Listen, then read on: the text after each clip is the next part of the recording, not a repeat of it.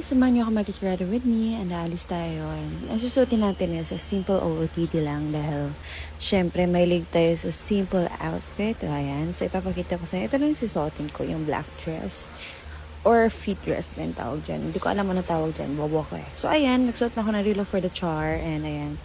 So dahil copyright tayo sa music, so mag-voice over na tayo. So ayan, sukli-sukli lang tayo. Hindi natin mag-makeup kasi hindi naman ako sanay mag-makeup. So ayan. Oh, ayan, sinusuot ko na yung flat sleeper ko. Kasi mahilig ako sa flat eh. Parang ilong mo flat. Charot!